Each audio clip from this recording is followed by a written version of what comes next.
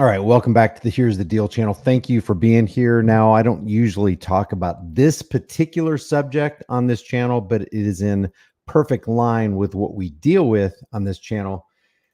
And that is that we have individual rights, whether we have a constitution or not, whether there are amendments or not. If you don't have the right to keep and bear arms, in this case, if you don't have the right to keep and bear a piece of plastic that modifies your arms, then can you say that you're really free? And since we know that the Supreme Court of the United States has made a decision on the bump stocks, did they make that decision based on the Second Amendment? Now, there's a lot of people in the NRA and conservatives that say, yes, they did make a pro-Second Amendment decision based on the Second Amendment. Yay, this is a win for us.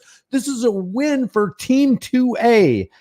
Not so fast. I want to dig into it. We're going to get into the details. If you haven't done so already, please make sure you hit that like button. If you like this commentary type of video, then check out some of my other videos. Now, on this right here, I got a couple of things lined up. We're going to look at what conservatives are saying. We're going to look at what liberals are saying. We're going to look at what progressives are saying. And every single one of them have it wrong, in my opinion. Sorry, I got this weird thing going on with my throat and my chest, man. There's just something.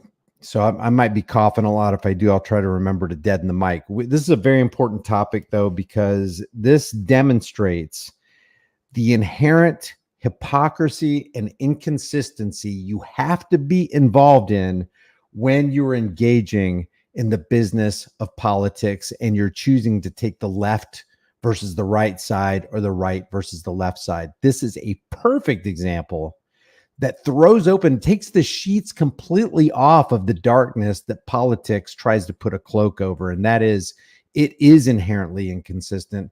It is inherently immoral, and it is inherently hypocritical. And let me show you what I'm talking about. This is from Fox News.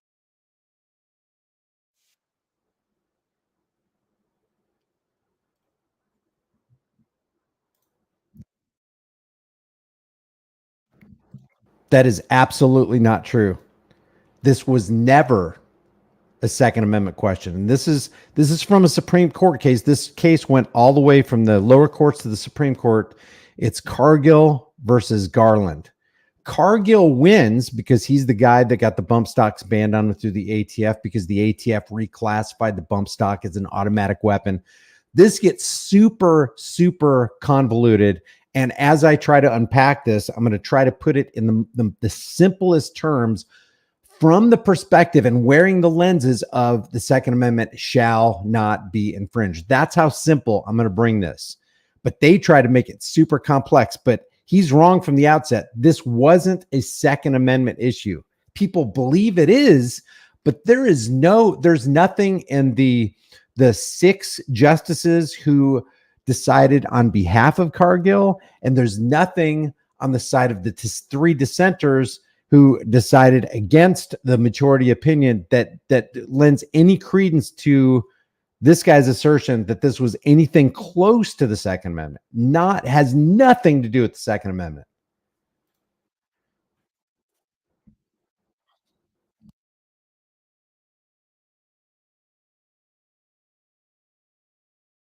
Oh man, there's no sound on the Fox News video. Okay, hold on one second. Let me fix this. We'll start this off at the beginning. Let's see here. Remove. Let me go to screen, present, share screen. Oh, I know what I did. I forgot to do that stupid little tab. Too bad it doesn't default. All right, you should be able to hear. You should be able to hear the audio now. Let me know if you can hear the audio. 9 minutes past the hour. Here it is. Hey, can you guys hear the audio now? You should be able to. It's all the way up. I got the tab clicked. Was a case about bump stocks. So this was a Second Amendment question. Okay, so he says it's a Second Amendment question. Nothing in Garland versus Cargill. Nothing in the majority opinion, and nothing in the dissenting opinion that says anything. No reference to the Second Amendment. It's something completely different. and it was challenged by the U.S. Supreme Court. The question is whether a bump stock, which is an accessory to a semi-automatic rifle that allows the shooter and the user of that weapon to rapidly re-engage the trigger and fire quickly. It converts the rifle into what many consider a machine gun type. The court holds that it does not. Stand by 1 second. Justice Thomas, stand by, we want to get this right, just hang with me. So the third and final ruling of the day, a case Garland versus Cargill, the Bumpstock case. It is by Justice Thomas, and the vote is 6-3. Sotomayor dissents, joined by Kagan and Jackson. Shannon Bream, I'm going to put you on the spot because I know you're reading the ruling right now. 6-3 ruling does what to this case? So basically, all the damn Republicans, and the Republicans are going, all the damn Democrats dissented, and all the Democrats are going, all the damn Republicans voted for this. This damn they made bump stocks legal again. Dang it. Case about bump stocks in the Second Amendment. Yeah, and essentially, Bill, what they're saying is that the ATF exceeded its statutory authority by issuing a rule that classifies a bump stock as a, quote, machine gun under statutory law. So reading through now, we would expect when we see Justice Thomas is the one authoring this opinion, that it would lean in favor of what are viewed as Second Amendment rights. And it sounds like here he's put this coalition together. It looks like it. It looks like it is in favor of Second Amendment rights, but they based it on something other than the Second Amendment. That looks like a 6-3 split here in favor of pushing back against what the ATF did. Again, you've got Thomas, Roberts, Alito, Gorsuch, Kavanaugh, and Barrett together. Of course. Justice Alito has a very brief concurring opinion. He supports what they've done. But Justice Sotomayor, as you said, has a dissenting opinion with Justices Kagan and Jackson. As we read through here, it is pretty lengthy. But what Justice Thomas is saying essentially is ATF went too far. It's not a machine gun. Yeah, you keep reading there because here's this goes back to the massacre in Las Vegas, Nevada. Right? When that gunman was on that top floor of that hotel at the country music concert. That's what they're using. The headline from the AP. That's what they'll use as the justification. Problem, reaction, solution. They create or co-opt or wait for an organic problem to happen. And then they wait for the fear-based solution. Oh my God, I use bump stocks. And then they step in to provide the pre-planned solution. Well, we obviously got to ban bump stocks. And that's another thing that we have to talk about is the actual ban. What is a ban? What are they calling for when they're calling for a ban? We got to be completely honest about all these terms and the actions that result from people calling for a ban. You're literally calling for the criminalization of a vast majority of people who will never use their bump stocks or any machine gun, whatever, Glock, revolver. They'll never use it to commit a criminal act. And yet they're going to create a policy or regulation or a code or an ordinance, or a Congress will hammer out a law, or there will be an interpretation that will criminalize a vast amount of people, most of whom will never, ever commit a crime. But they'll do it. Their justification is public safety. People are dying. Look at all this. He wouldn't have killed so many people in Las Vegas if he didn't have a bump stock. So obviously we got to criminalize everybody who holds bump stocks. It makes no sense. But you're going to see also the hypocrisy of the Supreme Court, the hypocrisy of the people on the left, the hypocrisy of centrists, the hypocrisy of the people on the right, all wrapped up in this gun control / bump stock ban / I think it's a Second Amendment issue. Is this Supreme Court strikes down the Trump era ban on bump stocks, that rapid fire gun accessory used in the massacre of 2017. Yeah, don't forget Republicans, don't forget MAGA. You say you're pro Second Amendment, but your leader is the one who instigated this whole bump stock and initiated this whole bump stock ban thing in Las Vegas. So that's the ruling on behalf of the court, Shannon.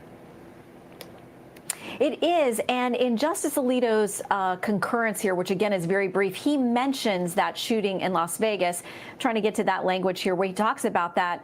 And essentially he says this, Yes, it was a horrible shooting spree, but it did not change statutory text or its meaning. He says that event did demonstrate that a semi-automatic rifle with a bump stock can have the same lethal effects as a machine gun, and strengthened the case for maybe amending the statutory, the language of the law. But he says an event that highlights the need to amend the law does not itself change the law's meaning. So he agrees with what the majority did here and says they make this so complex, guys. I'm going to break it down. It's going to be way, way more simple than this. You'll see it. You'll see it. ATF cannot extend the statutory definition of a machine gun to. So they cannot extend the statutory definition. ATF cannot extend the statutory definition of a bump stock to include a machine gun, which if they could do that, and they did try to do this, and it was done for quite a while, it's kind of like an executive order coming out of the ATF. It's like the ATF is declaring itself the interpreters of the National Firearms Act, which is decidedly Second Amendment, where it banned machine guns. And they decided to classify bump stocks as machine guns, fit it nicely into the anti-Second Amendment National Firearms Act of 1934, and voila, you have a whole new class of criminalized Americans. And the Supreme Court is hypocritically saying, wait a second, you've basically granted yourself the power of executive review. You're basically saying, hey, we will determine the facts, and we will determine the definitions, and we will determine the interpretations for the National Firearms Act, and we're going to include bump stock bans in that. That's absolutely hypocritical for the Supreme Court to even say that, because they granted themselves the power of judicial review back in Marbury versus Madison in 1803. So you got a hypocritical entity saying that another entity who's also hypocritical can't do the very thing that the accusing entity, the Supreme Court, is accusing the ATF of doing.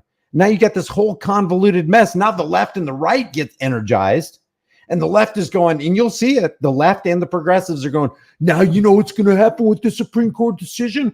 A whole lot of people are going to end up dying, even though when they had this ATF law that the bump stock ban is initiated and it's classified as a machine gun, there were still a whole lot of people that hadn't turned in their bump stocks, and they weren't killing anybody with them, at least that we know of.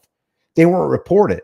But I'm telling you, I think I know what's going to happen here now, because the Supreme Court made this decision, not based on the Second Amendment, but now, and because the NRA and conservatives in MAGA think this is a win for the Second Amendment. Don't be surprised if in the next couple of days, weeks, months, or even years, because they'll play the long game, that somebody's going to use a bump stock ban to off a whole bunch of people, and then the leftists and the progressives will go, I told you it was going to happen. This is all just such a mess, man. A bump stock, and he does note that Las Vegas event because, of course, that was foremost in people's minds when this move was made. He says the remedy for, the problem with bump stocks and machine guns is about Congress. They have to amend the law, and if they had done that, the ATF may have stuck with its earlier interpretation. Congress is the one who has to act. That's so often what we hear from this court, where there's a problem, saying they've got to be the ones to take care of this statutory language, and that's certainly what we're hearing from the court this time around. Okay, the guidance I'm given now is that this is well, anyway, this is Fox News as they were getting this, as the news was coming out day before yesterday, or just late in the evening day before yesterday. Here's ABC News covering this. They get it wrong. MSNBC gets it wrong, and the Young Turks get it wrong. But watch the level to which they get it wrong, and watch the springboard from which they operate, so they can come to their own conclusions about what is going to happen after this decision. It's almost like predictive programming.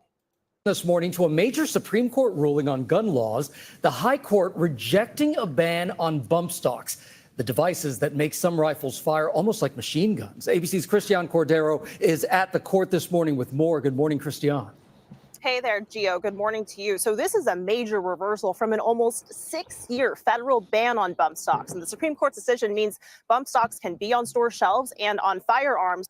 Did you get that? 6 year federal ban on bump stocks.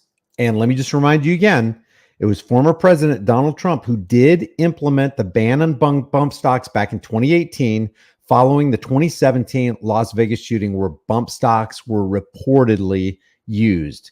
And what does a bump stock do? It basically converts a semi-automatic rifle into firing like, it doesn't turn it into an automatic rifle, but it turns it into a weapon that can fire like an automatic weapon. And that's what a lot of people were freaking out about.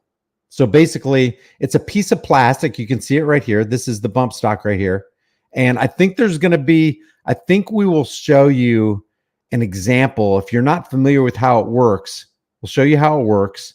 But the more important takeaway from this, the reason this is important and the reason I'm talking about this is because this affects everybody, because this affects your freedoms. This affects either energizing or making more powerless the left versus right paradigm divide. Because this right here is it shouldn't be divisive, but it's a very divisive issue. And people who are calling for bump stocks are calling for the federal government and local agencies to initiate violence against you if you possess a piece of plastic that they say you shouldn't possess. Once again, a bump stock is an accessory for a semi-automatic rifle that uses the gun's recoil power to help a shooter fire faster and more accurately. It can help a semi-automatic hit similar rounds per minute as a machine gun. So the question before the Supreme Court was, does this count as a machine gun under federal law? The 6-3 ruling fell along. Yeah, did you hear that? Does this count as a machine gun under federal law? Not, is this anti-Second Amendment? Clearly, if you ban bump stocks, it is anti-Second Amendment. Clearly, if you ban any kind of rifle, machine gun, any kind of weaponry, it says the right to keep and bear arms shall not be infringed. It doesn't say what kind of arms you can or can't bear. It's wide open. And according to the founding fathers, not according to me, if the government, if the British government can have it, if the redcoats can have those firearms, then the colonists should have those firearms. Period. That's the era that we're talking about. And under natural law, if one man has the right to have one, or a group of men has the right to have a certain thing, then why can't this other group of men have certain things? Did they have more rights and privileges than the rest of us? And if they do, how did they get those rights? If each of us individually did not individually possess the right to ban somebody else's rights, then how did they have the right to ban what we can or can't have? Theological lines, with Justice Clarence Thomas writing, no, it does not. In her dissent, Justice Sonia Sotomayor used the "if it walks like a duck" analogy in comparing similarities.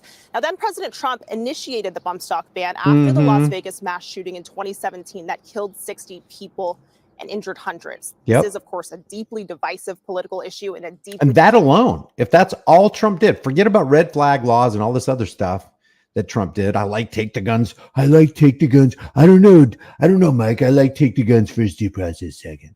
If bump stocks is all he did, he's anti-Second Amendment. If he's anti-Second Amendment, he's anti-freedom. If he's anti-freedom, then he's anti-American. And MAGA is going for anti-American. Liberals and progressives are going for Biden. They're going for anti-American. So both parties have people entrenched in those parties like it's a cult. Can you imagine the members of one cult, say the Jehovah's Witnesses, condemning the members of another cult, say the Mormons or the Catholics, and then the members of this cult calling out all the other cults? That's how bad this is. You've got the cult of the left versus the cult of the right, and both people in either cult are calling the other cult a cult. That's how disgusting this is. That's how demoralizing, that's how demeaning, that's how divisive this whole thing is. Divisive election year. Divisive. Congress tried to outlaw bump stocks in the days immediately after the Las Vegas shooting, proposing several bills to ban them. None of those bills became law then. But now with the court's reversal and the court's decision, rather, and the ban's reversal, it is clear that only Congress has the power to outlaw bump stocks. Janae? They actually don't have that power. You know how we know? Because you don't have that power. You don't have the power to criminalize somebody on your own. If you got everybody in your neighborhood to sign on the dotted line and agree to criminalize some people in the neighborhood next door, that doesn't make it so. No, we made it official. We got some fine looking paper. We got somebody who can actually write, with calligraphy, and it's really fancy looking writing. Look, we got all the signatures of everybody, 100% of the people in my neighborhood to criminalize the people in the other neighborhood. Really? Yeah, and we call our homeowners association Congress. That's how it works. So listen to Ari Melber facilitate the fraud, calling NRA's fraud and SCOTUS guns ruling broken down by this attorney, Ari Melber. Listen to this, just utter nonsense. Conservatives now reversing one of the only measures for gun safety that was actually passed in the recent era. And again, you can put all politics to the side as a measure of how extreme the Supreme Court is today with this ruling. I'm going to tell you, this was one of the things that got through the broken, hyper-partisan Washington that we hear so much about, that even had centrist and moderate and Republican support to try to deal with one part of our gun crisis in America. Today, the court reversed a ban on something that are called bump stocks, and the opinion was 6-3, meaning the conservatives and all three Trump justices are making it easier to get deadly weapons. Hey, let me address this right here in the chat. Fishman, I understand what you're saying, and I think I understand, because I try to put myself in the shoes of the left, in the shoes of the right, in the shoes of the progressives, in the shoes of the centrists and libertarians and all that kind of stuff. But when you say Trump is clearly better than Biden, but they both suck, when you have, and I've played the clip before, when you have Alan Greenspan getting on national TV and the question is posed to him, what should the relationship be between a Federal Reserve president and a president of the United States? And he basically goes, it doesn't matter what any branch of government takes. It doesn't matter what decision they make. If it conflicts with our decision, what we say goes. We're the ones who are in control. It doesn't matter if the legislative branch, the judicial branch, or the judicial branch. Did I just double that? It doesn't matter what three branches of the government say. We are the Federal Reserve. We're the private company. We own the purse strings. We own the issuance and value of your dollar, and what we say goes. When you have that, then you don't have a president of the United States anymore. You have a CEO of a corporation. If you doubt that, in 28 USC 3002-15A, the United States, and I'm quoting, the United States means federal corporation. We actually have a corporate entity. So you basically have almost like a CEO of a corporation, or, it's more like a figurehead puppet or a mascot. The president is a mascot. So just picture a puppet show, a street puppet show, where you got the puppets, they roll up in that little trailer and they open up the top and there's that little square cutout, and they're hiding underneath the stage, and it's one guy operating two puppets, and the kid's going, I like that. I like Frankie the puppet better than I like Sally the puppet. But Frankie and Sally are the same guy. So if it's true that the presidents of the United States are controlled by the banksters, the Zio International Banking Cartel, which they own a lot of corporations in a lot of countries, then saying that Trump is better than Biden, or that Bush was better than Clinton, or any combination of the puppets that they offer you, or McCain was better than Obama, or whatever, you're basically saying the bankers are better than the bankers. We have to realize that. Justices from Democratic appointees dissented. Now, all you need to really know about the bump stop thing is it takes weapons and makes them deadlier. It basically makes a faster semi-automatic with a higher rate of fire. In fact, you can go hundreds of rounds. Yeah, it changes the rate of fire. It does not improve the accuracy. I'm not a gun expert, and I've never even shot with a bump stock, but I've seen a lot of videos where the people claim to be experts and they seem to know a lot about firearms, But if you've ever operated a bump stock, let me know if what I'm about to say is accurate. From what I understand from people who claim to be experts, a bump stock does not make your firearm more accurate. It just increases the rate of fire.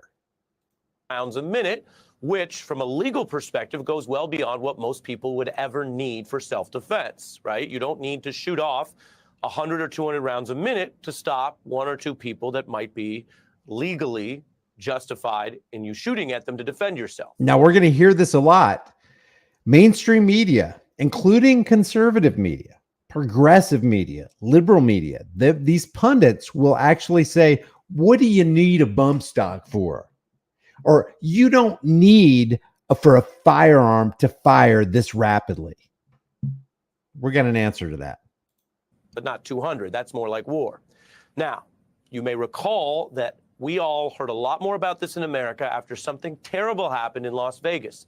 The October 2017 mass shooting there is actually still the deadliest such mass shooting in American history ever. Now, I'm not trying to make this too dark. We're not going to just show terrible images or anything too extreme. These images are just of the general situation and some people who actually were alive. But I will tell you for your knowledge, 58 people were killed that day and over 800, let me repeat that, over 800 were injured. There are many mass shootings, so this one may have blurred with others in your memory, but this was the worst ever. And the shooter had brought 12 rifles that were all basically supersized into far deadlier weapons with these bump stocks that I'm mentioning. The shooter was able to fire off more than 1,000 rounds of ammo. That is a wartime level. It was so extreme and so deadly that it actually jarred the Republican Party, which, as you've heard, usually says after any shooting, it's not a time to act, it's too soon, just grieve. But in response, even with the Republican president, then President Trump, they decided to make a measured move. Yep, they sure did.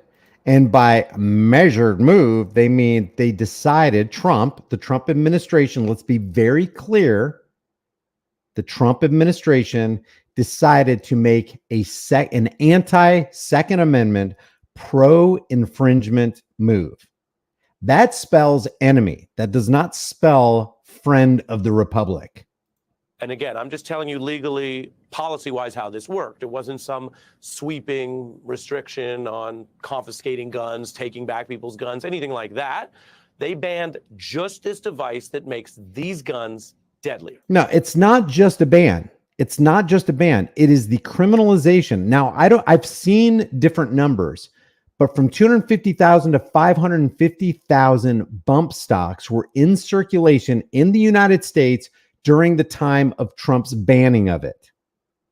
So let's just say middle of the road. Let's say 350 to 400,000 innocent Americans were instantly criminalized when the Trump administration banned bump stocks. And the criminalization of Americans means if we ever catch you with that piece of plastic that we said that you cannot have, we will execute governmental violence down upon you and your family. You will be investigated. Your door may be kicked in. You will go to prison because you have a piece of plastic that we said you couldn't have. That is the definition of being pro-tyranny, not pro-American. Like I said, if this is all that was wrong with Trump's administration, this is all you need to know. But it can never be just one thing. If there's one level of tyranny, well, lift up the covers, baby, because there's other levels of tyranny you just haven't seen yet, or you're not willing to see it. Same thing with Biden.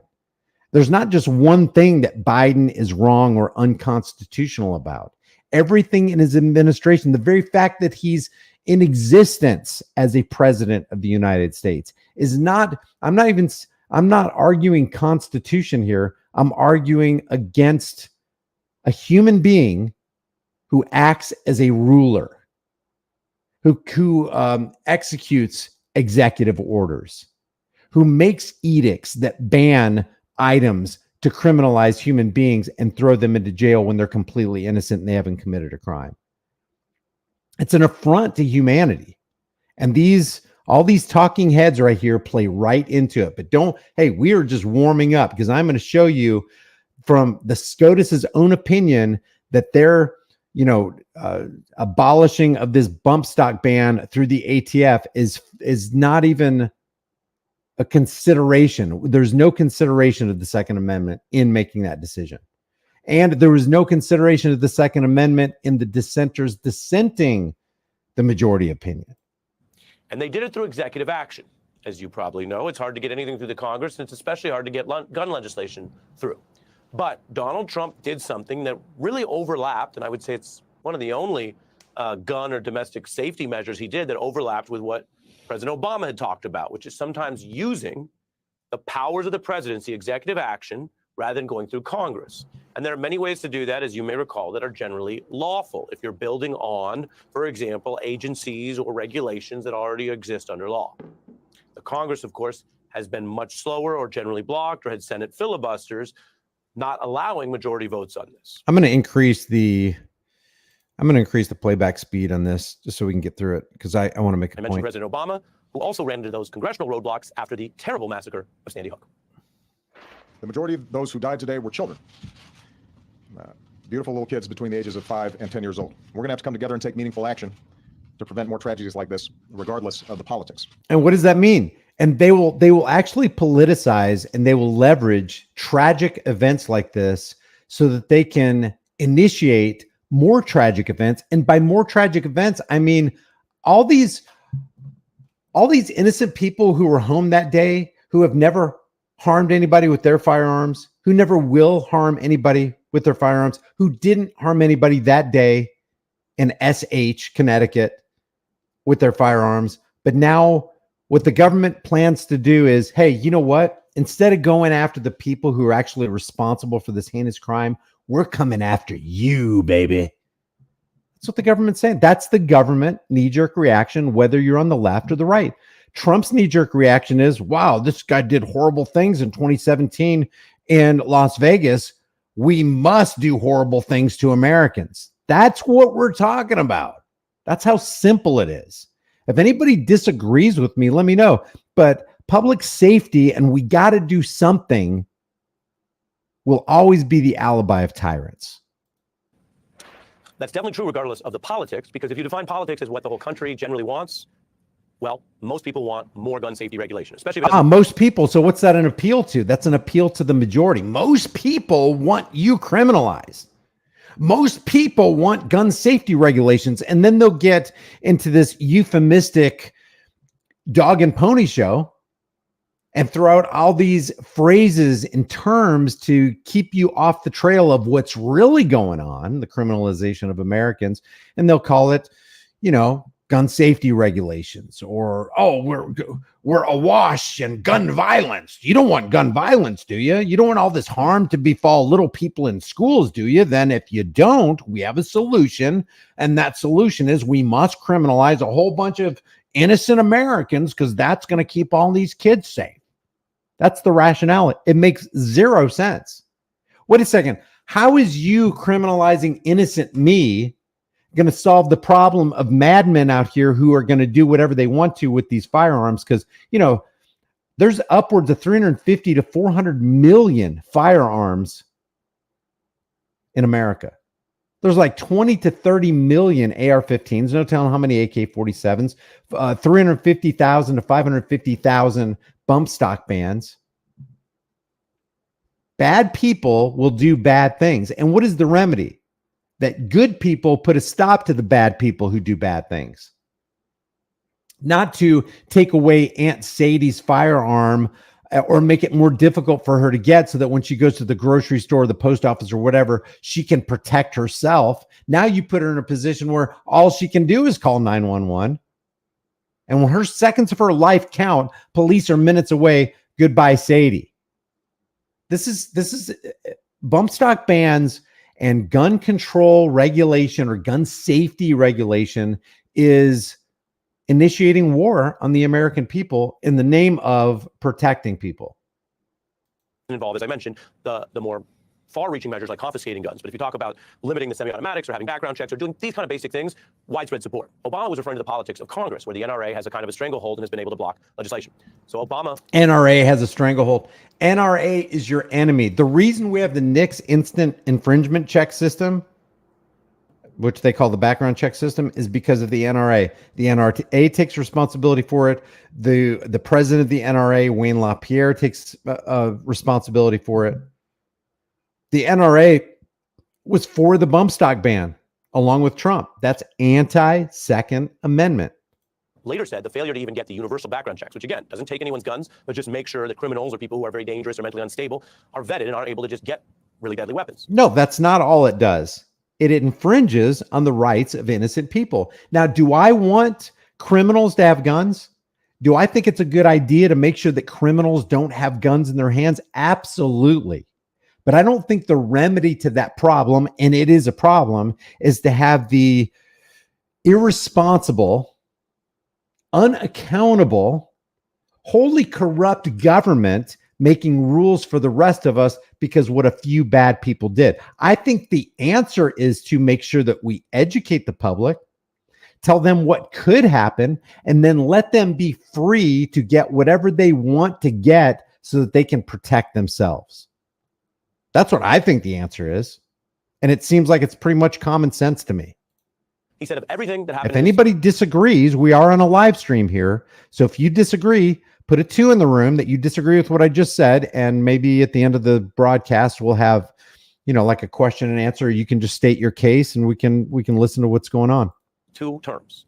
The fact that even after Sandy Hook, they couldn't get those background checks through was his, quote, biggest disappointment.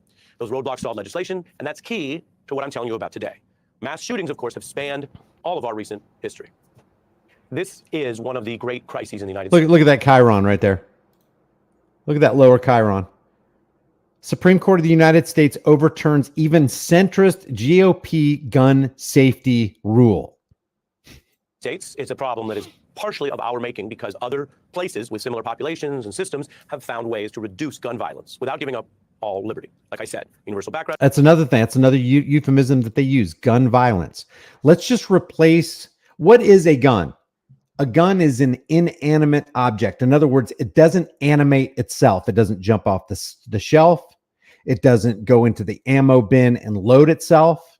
It has the inability to pull its own trigger. So it's an inanimate object. So when they say gun violence, they're actually saying they're using euphemistic terminology. Oh my God, gun violence, this is horrible. And then people, seriously, it misdirects people's minds.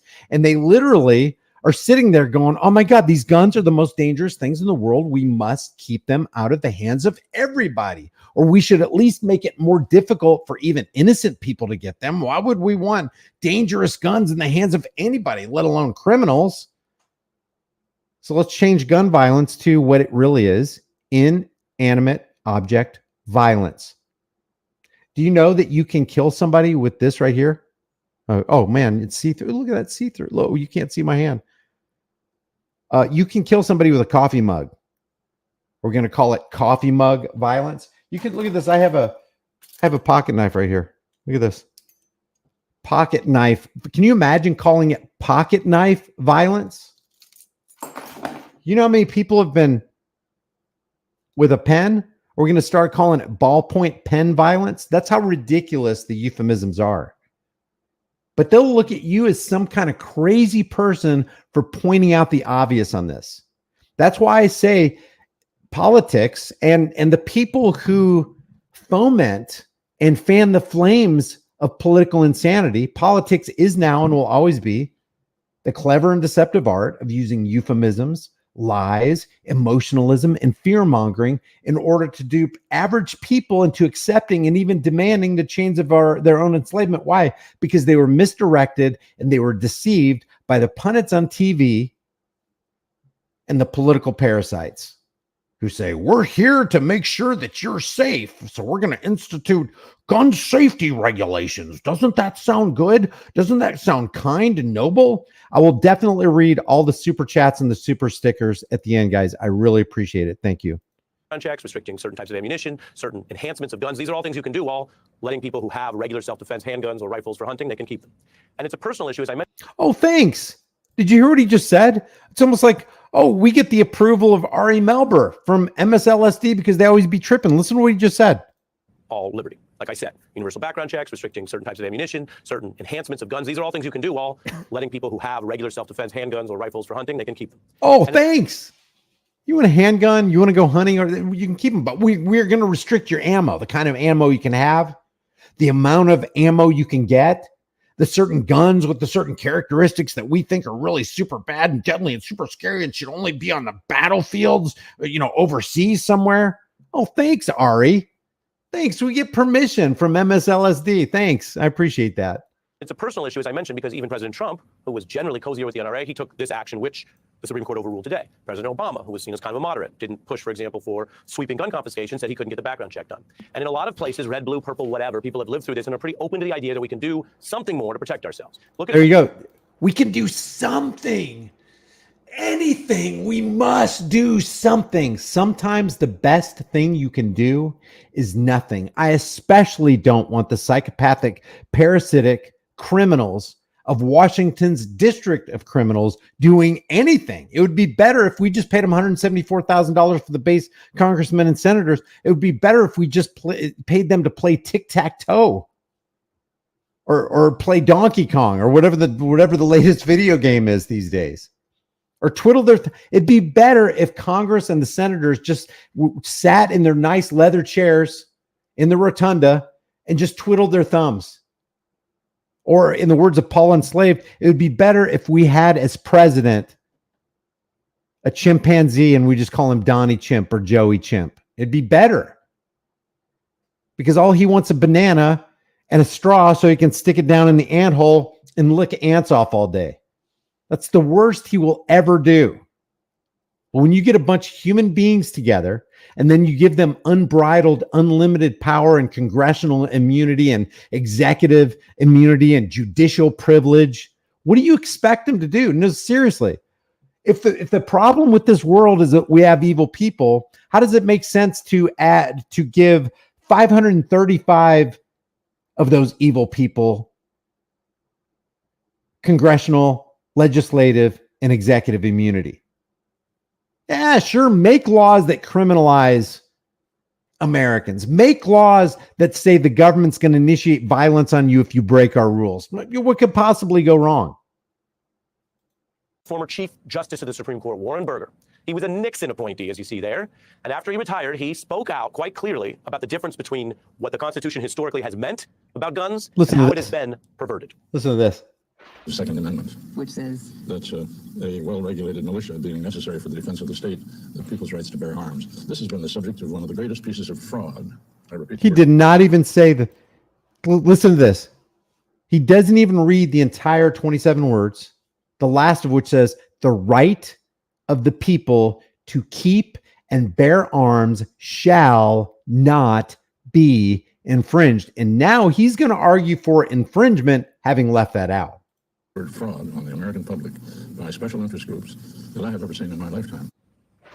And what a lifetime it was. That Nixon appointee Republican saying, quote, I repeat the word fraud.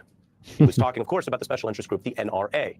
Other people in the Republican Party who, again, support hunting and self-defense. I agree with Ari, but I agree with it for a different reason. See, he believes that Ari is so pro-Second Amendment that they're colorblind and they're tone deaf, and they don't realize that being so for the Second Amendment is going to end up in the loss of American lives. That's where Ari's coming from. So Ari's against the Second Amendment for the exact wrong reasons. the NRA. Ari is against the National Rifle Association for the wrong reasons. I am against the National Rifle Association because they are decidedly 100% anti-Second Amendment, as they hypocritically say they're for the Second Amendment. I did a whole video. Actually, I did 2 videos on this. It was a 2-video special that I did. I tried to break it down in 10-minute segments to show you exactly from their own words, from their own writings, that the NRA does not care about your Second Amendment. And they will actually work behind the scenes so that they can create policies which become regulations and codes and ordinances and laws that actually violate your Second Amendment, the biggest of which is the NICS instant background check system. It's because of the NRA that we have a NICS federal instant background check system where you will be granted permission by the government or you will be withheld permission by the government. After they look at, the government's got to look into your background. The corrupt, evil nobody murders like they do. Government is going to look into your background and decide whether you're a good enough person to have a gun. That's rich with some irony. Feds and law and order and police and all that type of stuff that we hear about would also say that there is a reasonable or moderate conservative way to also protect the innocent with reasonable gun safety measures. Reasonable gun safety measures equals infringement. The right to keep and bear arms. I don't hate to be, I'm glad to be the bearer of bad news, Ari, and MSNBC and ABC and CBS and CNN and faux news. I'm glad to be the bearer of bad news for you, but the bearer of good news is we have the right to keep and bear arms, and that right shall not be infringed. And if that right gets infringed, guess what? We have 18 USC 242. They don't pay attention to the Second Amendment. They don't care about it. They trample on it. They throw it in the trash can. They set it alight. 18 USC 242, deprivation of rights under color of the law. You have a basic human right, not because we have a Second Amendment, but because you're a human being and you have a beating heart in your chest. You have the right to keep and bear whatever arms you want to keep, that you feel comfortable in your house or in your hand or on your holster. Or maybe the arm you want doesn't fit in a holster. Maybe the arm you want travels slowly down the road at 10 miles per hour. Founding fathers thought that you had the right to keep and bear arms, and that right shall not be infringed. And I tend to agree with them. How about you? I believe in background checks. Listen to that. I believe in infringement checks. Here we go. This whole Ari's going to pull out the old, you can call them rhinos. You can get into this convoluted stuff. Guys, the right and the left hate you. They're puppets. They are marionettes dangling from the strings of their Zio International Banking Cartel puppet masters. I don't care if it's Bush. I don't care if it's Clinton. I don't care if it's Reagan. You're going to hear Reagan. Anti-gun, anti-Second Amendment, pro-infringement Reagan. So here's pro-infringement Bush. At gun shows or anywhere to make sure that guns don't get in the hands of people that shouldn't have them. We want to do everything we can to prevent guns from falling into the hands of people who are mentally unbalanced or criminals. That's anti-Second Amendment McCain. Do you think we ought to extend the assault weapons ban? I do believe. And here's anti-Second Amendment Reagan. Oh, shoot. Oh, man, I got to go back. I didn't know it wasn't on the screen. Let me just, An AK-47. here, let's go back. Let's go back to the beginning. Here we go.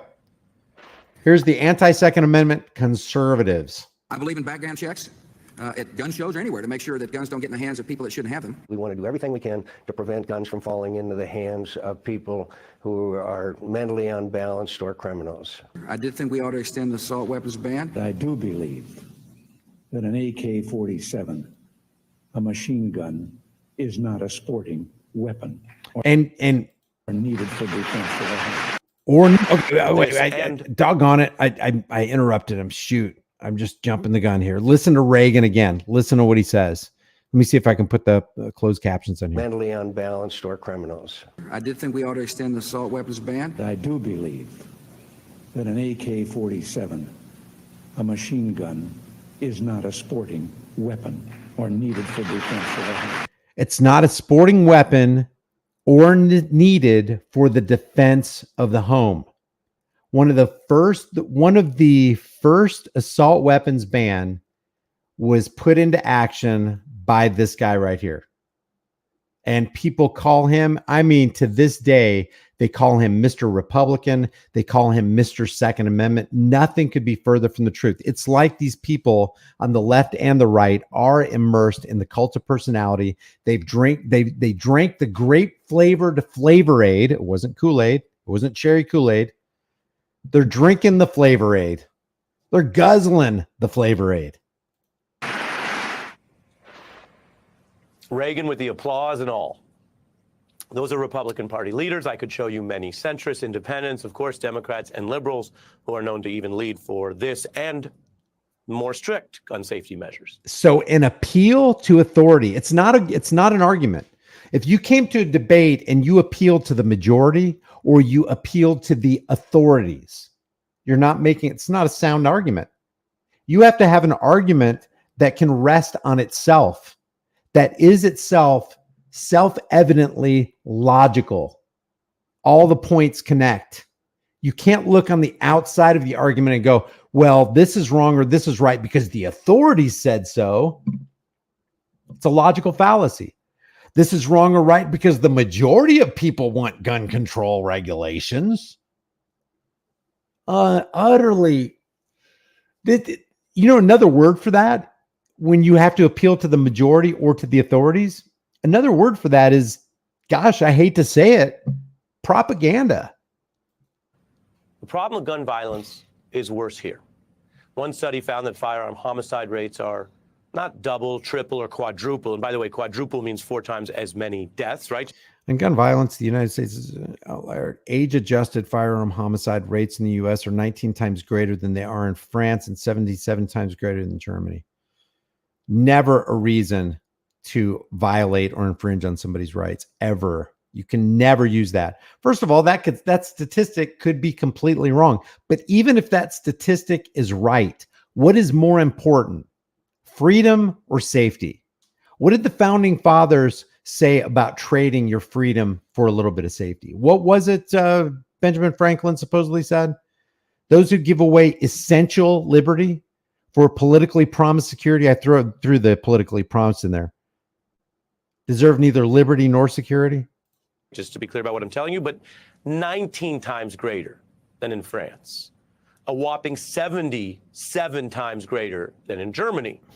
And if you do comparative policy, which is what the Congress and other policymakers are supposed to do, to look at different options and make decisions, if you look at that, you can see, and come back, you can just see, if you look around the world, at the spectrum. And so someone might say, well, that German example, where it's 70 times safer, but there's a lot more restrictions on gun rights and liberty and even hunting. Someone might say, well, the U.S. doesn't want to go that far. Okay, that's a fair, valid debate. If you watch this program, you know we try to deal with facts and policy and law, not hyperbole. No, a fair, valid debate is, I'm not a criminal. Why are you treating me like one? I didn't kill anybody. Why are you limiting bump stock bans? Why are you banning bump stocks for me?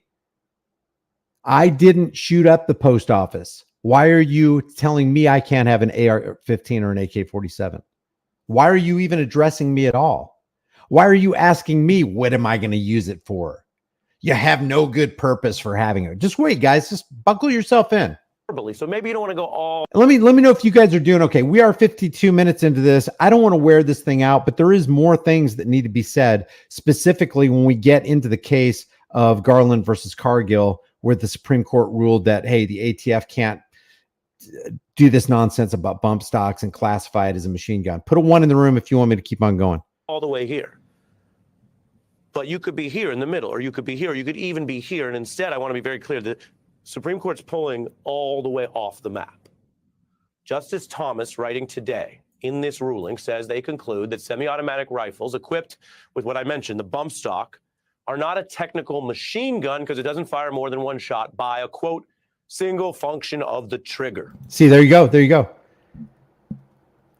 Thomas did not say, we conclude that because the Second Amendment says shall not be infringed, this whole thing is irrelevant. And oh, by the way, that gun ban, that 1934 gun ban, we're lifting that right now because we have come to the conclusion that shall not be infringed means shall not be infringed.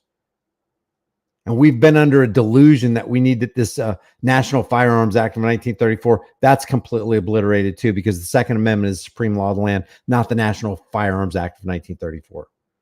That's what they would say. If this had anything to do, if the majority opinion or dissenting opinion had anything to do with the Second Amendment, that's what they'd be saying. But that's not what they said, and that's not how they arrived at their conclusion. If that sounds like something different than traditional constitutional law, that's because it is. He's doing semantic back. I agree, but not for the same reasons that he's saying. Flips about gun descriptions. It's words on top of words, and Justice Thomas was parsing a law that is almost a century old from 1934. It went on like this, but because this ruling is... Which, by the way, you think the supreme law of the land is the Constitution, and in this case, you think the supreme law of the land, part of the Constitution, is the Second Amendment? No, it's not. In regard to the Second Amendment, the supreme law of the land is the Firearms Act of 1934. Because if you're not free in the opinion of some, I should say, if you're not free to have an automatic firearm or whatever arm you want, then you're not free in America. Really about the words. I'm not going to read too many of them to you. In the dissent, Justice Sotomayor said, when I see a bird that walks like a duck and swims like a duck and quacks like a duck, I call that bird a duck. A bump stock equipped with semi-automatic rifle fires automatically more than one shot. She explained it fires with more than one shot without manual reloading by a single function of the trigger. And so she said, because I, like Congress, call that a machine gun, I respectfully dissent.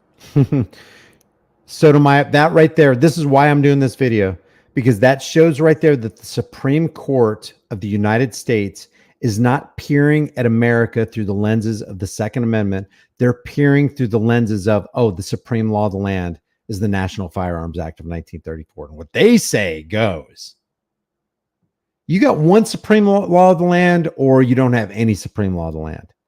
And if we're going to continue calling the Constitution and the Bill of Rights, specifically the Second Amendment, First Amendment, Fourth Amendment, Fifth Amendment, if we're going to continue to call those the supreme law of the land when we have other laws that actually in practice trump that, we're lying to ourselves, and we're a nation built on hypocrisy. Again, if it sounded like a lot of word salad, that's what court debates can be like, but you have the Republican appointees who seemed like they basically wanted to even take the most moderate, mild, small gun safety rule that came out of Donald Trump's White House. Moderate, mild gun safety rule equals anti-Second Amendment rule. Now let's go to the Young Turks. Wait till you hear this. The title of this video is "People Will Die Because of This SCOTUS Decision." Listen to Cenk Uygur and this dude with the purple hair. It's just so hard to listen to somebody who looks like the Joker from Batman. So what's going to happen here? This is a stone cold fact. Literally hundreds of more people, and probably thousands, will die because of this decision. The U.S. Supreme Court struck down the federal ban on bump stocks earlier today. I don't know what the flip is up with this right here, but listen to all these lies these people spin. Declaring that the Bureau of Alcohol, Tobacco, Firearms, and Explosives had exceeded its authority when it banned the devices on the grounds that they converted otherwise legal semi-automatic firearms into effectively illegal machine guns. It was a 6-3 vote, and feel free to guess how that broke down. But anyway, no, the three liberals, of course. Yeah, he's joking about it, but basically justice has been co-opted by politics. So you've got the 6 Supreme Court justices who are conservative leaning, and you have the 3 dissenting Supreme Court justices in Garland versus Cargill who are leftist leaning, and you can't get justice out of that. You can't get an unbiased constitutional opinion when people are playing partisan politics. You can't get that. Is it ironic? Is it a surprise to you to realize that a Supreme Court that's stacked with conservative justices ruled against the bump stock ban? What if the majority of the Supreme Court were leftist? Well, there would be no overturn of the bump stock ban, and the ATF would have its way. It's just so disgusting to me that your freedom is contingent on who's sitting on a bench in a black dress. It's so disturbing to me to realize that your freedom, it hinges on the percentage of people who are Republican or Democrat in the House and the Senate. Put out a dissent, and it was a scathing dissent. Which is kind of true and not true at the same time, because we know that the Supreme Court and Congress and the executive branch, the president, are controlled by the people who control the issuance and value of the American dollar, which will soon go the way of other currencies. No currency in the history of mankind has been able to survive, period. Every single one of them dies a horrible death and wrecks the economy in the process through hyperinflation. So unless we have alternative means of barter or Bitcoin or Ethereum or the gold backs that we talk about, unless there's an alternative system to springboard off onto when the hyperinflation, Weimar Republic, Zimbabwe kind of inflation happens to us, people will be caught off guard and they won't be ready. And there will be some major major problems in America. Dissent. But everybody wants to talk about that because everybody wants to get involved in partisan politics. I'm left, I'm right, I'm conservative, I'm liberal. You suck. No, Biden's in cognitive decline. No, Trump's into cognitive decline. I don't care if Biden or Trump are in cognitive decline. The American dollar is in cognitive decline, which means if somebody controls the issuance and value of our currency, then they control the value of the product of Americans' time and labor. And that is true power. But nobody wants to talk about that on the Young Turks. They don't want to talk about it in fake stream media. Stick around for that because it's awesome and totally right. Thanks for watching. Our audience has accomplished anything. Anyway, if you're not familiar with bump stocks, take a look at this.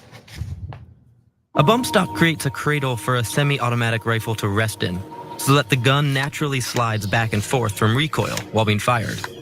If the shooter pulls forward at the same time, the trigger will hit his finger quickly and repeatedly, creating the effect of machine gun fire. So actually the trigger is being pulled, but it's only being pulled using the energy, not of the finger, not of the flex of the finger. All you have to do is flex your finger once, rest it against that backstop against the bump stock, and then the energy of the recoil works like this against your finger. So basically the trigger is meeting the resistance of your already flexed finger, but you only had to flex it once. Whereas with a semi-automatic without a bump stock, you have to constantly flex your finger. And that's what it does. So it takes on it doesn't become an automatic weapon, but it takes on the characteristics of an automatic weapon. And then it increases your rate of fire. And like I said at the beginning of the show, according to experts, it reduces your accuracy.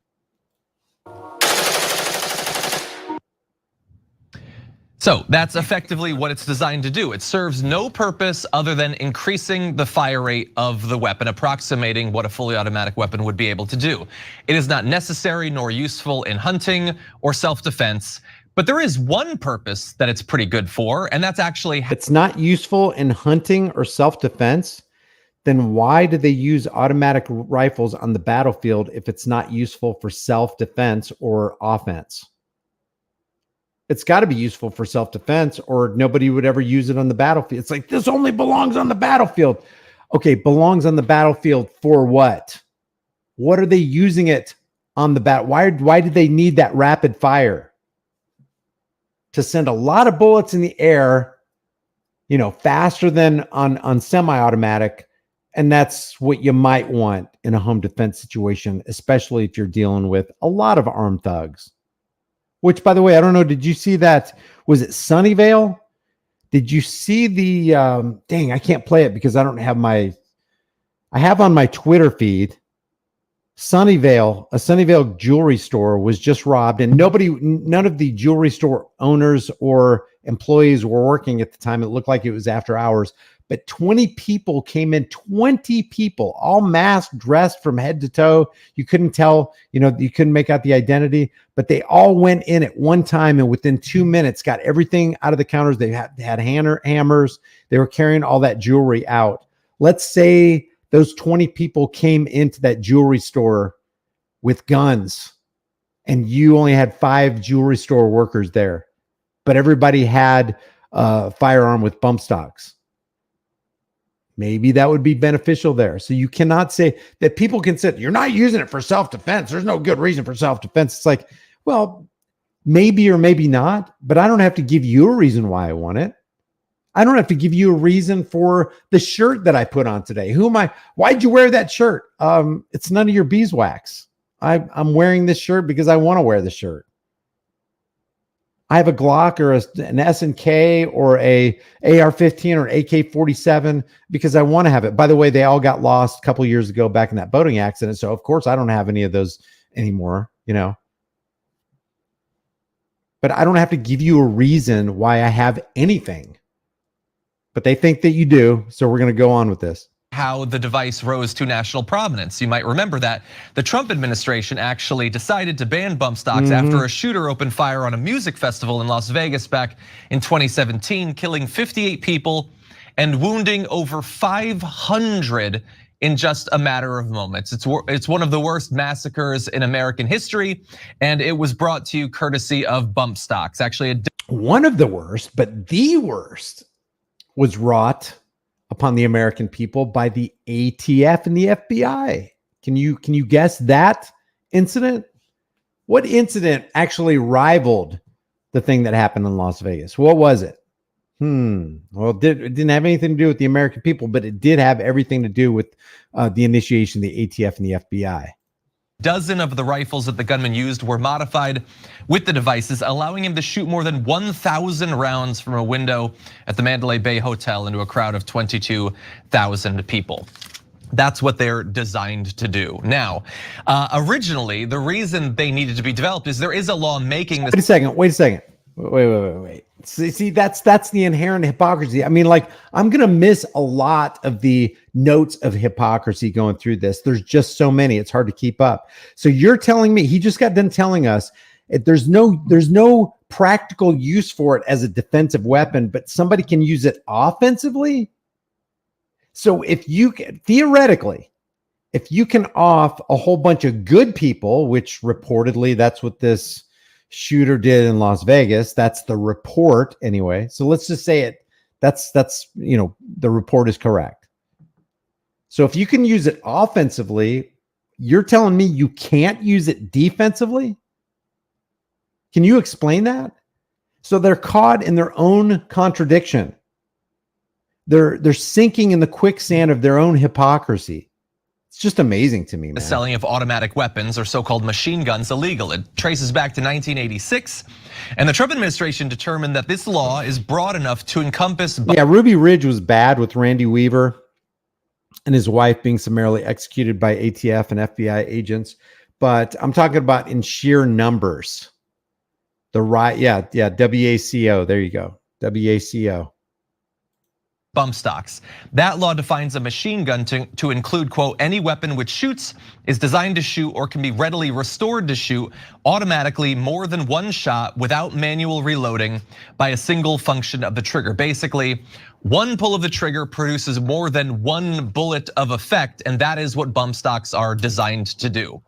Now, the conservatives on the Supreme Court did not really address sort of like the Second Amendment aspect of. I'm speeding this up. They're not saying that you cannot ban bump stocks, but they are saying that that law, which has already been passed, does not outlaw these devices. They go through these incredibly convoluted and technical ways of pretending that the finger is still depressing once for each bullet. And the convoluted and technical aspect of this is the fact that nobody's using the Second Amendment to breathe common sense into the life of this conversation. And I just let me just remind you, the Supreme Court did not make it. It wasn't a pro Second Amendment decision by the Supreme Court. They struck down the bump stock ban due to the legal and interpretive issues surrounding the definition of a machine gun. That's all they did. And this is under federal law, not under the Constitution, not under the Second Amendment. Bump stocks are devices that allow the semi-automatic rifles to fire more rapidly, mimicking, not duplicating, but just kind of mimicking automatic fire. So the reasons, let me give you the 4 reasons that they struck this down. And let me just say at the outset of this, if I was Cargill in the Cargill versus Garland case, I would be very happy no matter why the Supreme Court arrived at the conclusion that they did. Let's say I'm Mr. Cargill. That's a win for me. And wow, I sure am thankful. But it would have been much better if the case was decided on the, pivotal, on the fulcrum of the Second Amendment, and it wasn't. So there are 4 reasons that they struck the ban down. Number 1, statutory interpretation. We're going to go through all this. Chevron deference. There's something called Chevron deference, separation of powers, and rule of lenity. So the statutory interpretation, the court found that the ATF's reclassification of bump stocks as machine guns was not consistent with the statutory definition. So under statutory interpretation, they're basically saying, well, the ATF got the definition of bump stocks wrong. Therefore, it doesn't fit the National Firearms Act of 1934. Therefore, we're striking it down. What they should have said was the ATF's banning of bump stocks and the Trump administration's banning of bump stocks is clearly a violation of shall not be infringed, and you can't do it. But they're basically saying, no, you redefine bump stocks as a machine gun, and you can't do that according to the language of the National Firearms Act. So now if Congress will just change that terminology, then you can do it. That's what they're saying. Chevron deference is the principle of Chevron deference that allows federal agencies to interpret ambiguous statutes within their purview. In other words, it gives ATF, FBI, CIA, it gives them leeway to interpret certain statutes and then fit things into that basket of statutes. That's what Chevron deference is. So what's going on here is the hypocritical Supreme Court is saying, now, while we are the main arbiters of the Constitution, while we've granted ourselves the power of judicial review, you as an executive branch, being the ATF, cannot do what we've allowed ourselves to do. So that's Chevron deference. They're saying the ATF, no, you went out of bounds on this one. Separation of powers. This decision underscores concerns about the separation of powers, emphasizing that it's Congress' role to legislate and define criminal behavior clearly, not the ATF. Again, under these three things, and we're going to go over the fourth, no mention of the Second Amendment. No foundation or mooring on the bedrock of natural rights found in the Second Amendment of shall not be infringed. Then you have this legal principle of rule of lenity, which states that ambiguities in criminal law should be resolved in favor of the defendants. That shouldn't even be. It should be, did they violate the Constitution? Did the American that you just sought to criminalize with the bump stock ban, did that American actually commit a crime? Did they violate the Constitution? Did they infringe on somebody else's rights? Those should be the questions that the Supreme Court is asking, and they're not. And they're called justices. I see that as entirely unjust. If you disagree, I don't want to be in an echo chamber. I appreciate you guys being here. I mean, I'm astonished that there should be literally 10,000 people watching this. But this is never going to be popular because it's the truth. And truth is treason in the empire of lies. And truth is the first casualty in any war, including this information war. Because people actually believe that the Supreme Court made a Second Amendment, a pro-Second Amendment decision when they absolutely did not. Does it look like it's pro-Second Amendment? Yes, it does. But it's not rooted in the Second Amendment. The reasons they gave for the majority opinion wasn't rooted in the Second Amendment. The dissenters didn't dissent or disagree with the majority because of the Second Amendment. Not at all. Had nothing to do with the Second Amendment. Had nothing to do with natural rights. It had everything to do with, well, they went outside the definition and tried to insert a definition to an inanimate object that shouldn't have been there, and that's our ruling. But if it wasn't a majority conservative justice Supreme Court, and it was more of a liberal stacked Supreme Court, they would have came up with an entirely different decision, and still not based on the Second Amendment. Listen to this, though. Let's just hold on, just seatbelt yourself in, because the G-forces of idiocy that we're going to be pulling here is going to want to throw you right out of your seat. That was not convincing to many people, including the liberals on the court. And so here's part of what Sonia Sotomayor had to say. Today, the court puts bump stocks back in civilian hands. To do so, it casts aside Congress's definition of machine gun and seizes upon— I hate that. Civilian hand. You're just civilians. You're human beings, guys. You're Americans, but you're human beings. The Supreme Court, they're always looking down their horn rim glasses at you. Always looking down at you. You are subjects. They are the masters, the arbiters, the interpretation of the Constitution. You will have freedom if we say you will have freedom. You civilians, you subjects. One that is inconsistent with the ordinary meaning of the statutory text and unsupported by context or purpose. When I see a duck that walks like a duck, when I see a bird that walks like a duck, swims like a duck, and quacks like a duck, I call that bird a duck. So when I see a Second Amendment that acts like the Second Amendment, that looks like the Second Amendment, that it, in all practical aspects, forms the shall not be infringed juggernaut of the Second Amendment, then I call it the Second Amendment. But when I see something that is violating, that's going out of its way to violate the Second Amendment for safety reasons, well, that throws red flags all over the place. And it just should, the hair on the back of your neck should stand up every time you encounter tyrannical language like this. What the frick? Mayor read her dissent from the bench, a rare move underlining her disagreement. It was actually the first time that she did that this year. And she said, this is not a hard case. All the textual evidence points to the same interpretation. Whereas the majority had to ignore common sense and rely on obscure technical arguments. Quote, its interpretation requires 6 diagrams and an animation to decipher the meaning of the statutory text. She said that the decision in effect enables gun users and manufacturers to circumvent federal law. Actually, she's arguing against herself. This is not a hard case. All of the textual evidence points to the same interpretation. Its interpretation requires 6 diagrams and an animation to decipher the meaning of the statutory text. She's admitting that the text laid down by the ATF, or actually, I think this is, she's actually deriding the majority's interpretation of what the ATF did with regard to the National Firearms Act of 1934.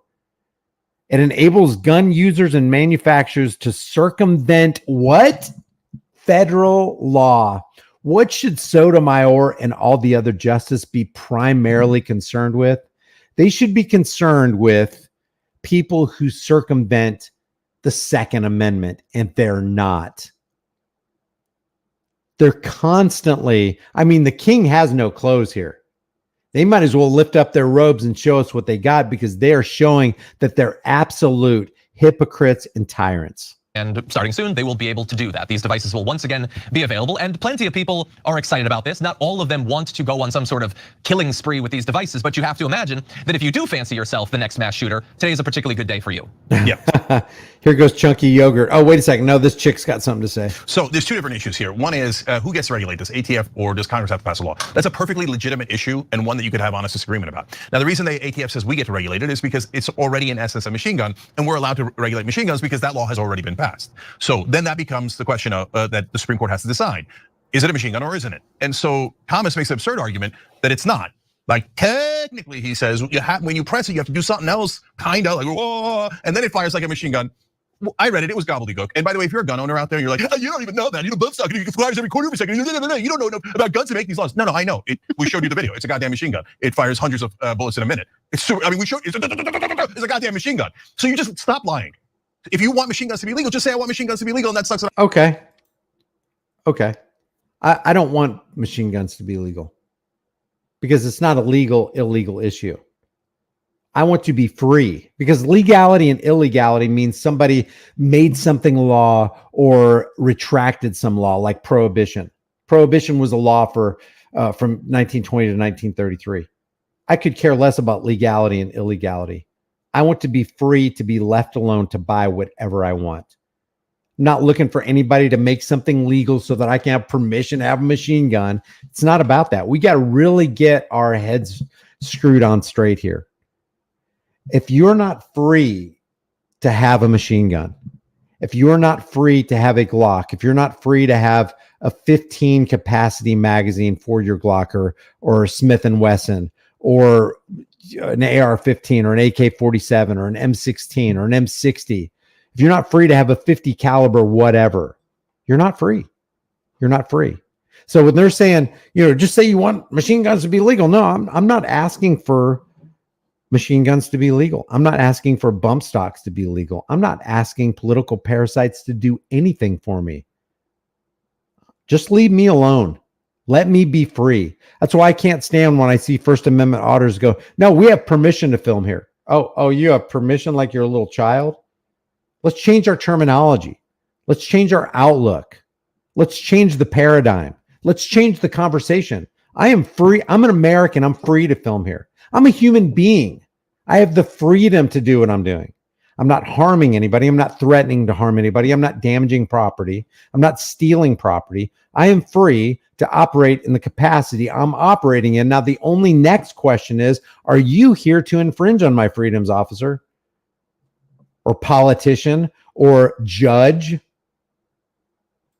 that I want to pass that law, but they're not legal, and that's a goddamn machine gun. So technically, it doesn't mean a goddamn thing, man. That's just saying I want to pretend the Second Amendment is about heavy weaponry and God, the founding fathers wanted us to have tanks and RPGs and nukes. That's another thing. I don't care. I mean, like, it's good to go back to what the founding fathers said, but the founding fathers also said some pretty messed up stuff. The founding fathers did some pretty messed up stuff. The founding fathers made laws that you would be like, the Alien and Sedition Act? Are you kidding me? Some resisted it, but some were for it.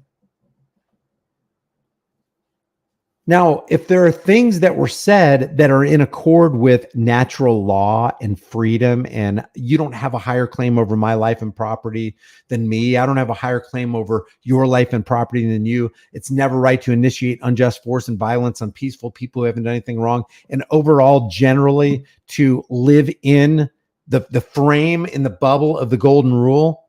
Got no problem with that. Got no problem with those quotes. That's why I constantly quote Abraham Lincoln had some good quotes, but he was an utter tyrant. That's why I quote Samuel Adams and James Madison and Benjamin Franklin. Some of those quotes. Did you know he was I don't care if he was amazing. It doesn't matter to me. It doesn't matter to me.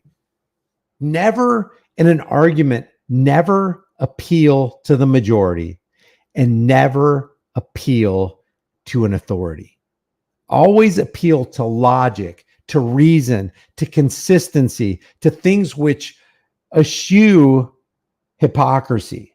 That's what you appeal to, because those are the things that rise to the top and are right, whether people recognize it or not. I mean, a lie is a lie, even if everyone believes it, right? And the truth is the truth, even if no one believes it. It's not a good idea to measure yourself by the majority or by authorities. It's not a good idea to have a worldview or have an opinion based on what other people say. You need to test it for yourself and find out, is it right or is it wrong? And what's my criteria by which I judge right and wrong? Is it right for me to blanket make a bump stock ban? And what does it mean when I ban something? And then I create a law or some kind of policy that bans your use of it. What's going to happen if I find you with something that I told you not to have? You know what's next? You know what a law is? Laws are the opinions of politicians, and all of those laws are backed by the threat of threats and violence and evil. Evil will befall you if you don't do what the government tells you to do, or if you do what the government tells you not to do. And the insanity of thinking that something that was okay this minute is not only not okay in the next minute, but if I catch you with what I told you not to have, which was perfectly to have 60 seconds before, if I catch you with it now, I'm going to hurt you. I'm going to penalize you. I'm going to take money from you. I'm going to drag you from your house if you continue to possess this. Nothing could be more clear than like prohibition. What evils 13 years of prohibition brought to America? But 60 seconds before midnight, depending on your time zone. Did you realize people in New York, prohibition was illegal and you were a criminal in New York before you were a criminal in Oklahoma or Texas or California? Isn't that insane? You could do something like New York time right now is what? 7:29, and it's 6:29 right now in Oklahoma. When prohibition went into effect at 6:29, let's say, I can still buy, sell, and transport alcohol for the next 60 minutes. But when that 60 minutes comes upon me, now that officer can pull me over and throw me into a box, put the cuffs on me, kidnap me, ruin my life, because politicians in Washington's District of Criminals said it's illegal now. But 60 seconds ago, it wasn't illegal. But now it's illegal in Oklahoma, but in California, you got 2 hours to buy, sell, transport, and trade alcohol. But prior to that, it was fine until they said, nope, you can't do it. Now it's a law. And they have the audacity to call it a law, like the laws of physics. I mean, mankind can be so freaking pompous and unreasonable and illogical and hypocritical and inconsistent and evil. So let's call it what it is. When you say something is illegal, you're actually equating that on a moral scale, and you're saying that which is illegal is immoral. And then in 1933, they made it illegal again. Oh, now you can do it. Now there's some restrictions that go along with that. But yeah, you can, for the most part, you can have alcohol in your cupboards now. That's insane to me. And that any of us would ever go along with a bump stock, man. And just exponentiate that out. What they did for, alcohol prohibition or the drug war or bump stock bans, or you can have this, you can't have high capacity magazines in New York or California, but you can have in this part of the country. Give me the inconsistency and hypocrisy is off the charts. And that anybody would be for this or engage in the political process that spawns all this nonsense is just far beyond my ability to rationalize. Far beyond it. If you're on the same page with me, just put a 1 in the room. If not, put a 2, and I'd like to talk to you because this is kind of an interesting psychological little experiment we got going on here. Go ahead, Chunky Yogurt. Oh, that's why, man. It has nothing to do with the militia. It has everything to do with the militia. So let me ask you this. So here's the Second Amendment. A well-regulated militia being necessary to the security of a free state, the right of the people to keep and bear arms shall not be infringed. That is, in order to keep a militia that we need some weapons, right? That's not, who cares about militias? Who cares if they exist or not? That's not even, talk about chopping something up, man. There's two thoughts: a well-regulated militia, and then just the fact, okay, a well-regulated militia is necessary to the security of a free state. Because, somebody can come, if you don't have a well-regulated armed militia protecting this geographic location or whatever, anybody can come in and just completely overpower you. That's the first thought. The second thought is the right of the people, whether you're in a militia or not. They're both standalone. A well-regulated militia being necessary to the security of a free state. The right of the people to keep and bear arms shall not be infringed. They're both true at the same time. And there's nothing in there that says what kind of arm you can have, if there's a limitation on the number of arms you can have or ammunition capacity or anything like that. Nothing like that. Or that the people need to be a part of the militia to keep that. It'd be a good idea if you were, because now that militia in that region who has more people who are armed and trained can more easily protect that geographical boundary. Unfreaking believable. Machine guns kill each other, and that's why you're not honest. You're nowhere near honest. So the guy who just proved that he's dishonest is telling you you're not honest. What happened to the moderate right-wing justice? So don't worry. I mean, we got a couple of freaks on there like Alito and Thomas and stuff. But oh my God, Justice Roberts, he's so reasonable, and all Kavanaugh is surprisingly no 6-3. So what's going to happen here? This is a stone cold fact. Literally hundreds of more people, and probably thousands, will die because of this decision. Because it's not like the mass shootings wouldn't have happened; they would still happen. And so in a mass shooting, you might have 7 people who die without a bump stock. With a bump stock, it's gonna be 70 or 17 or 27. If you're arguing that that's not gonna happen, you're being... I mean, that is a possibility, but making it illegal doesn't stop those things. As a matter of fact, when you make guns illegal in certain zones, those zones become the epicenters of horrible, horrible mass shooting crimes. Have you ever noticed that?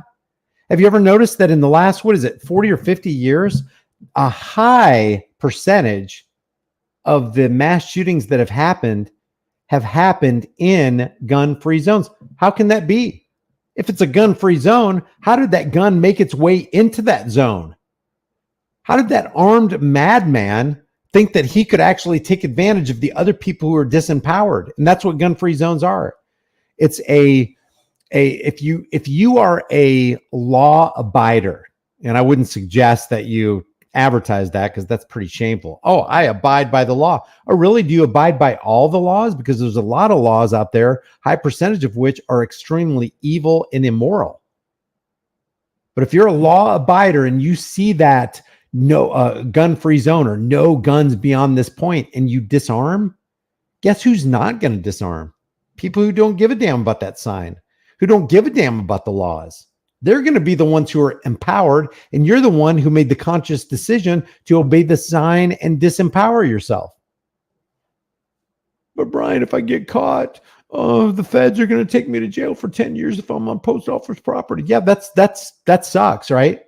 That shows you that nobody in the federal government cares about your rights.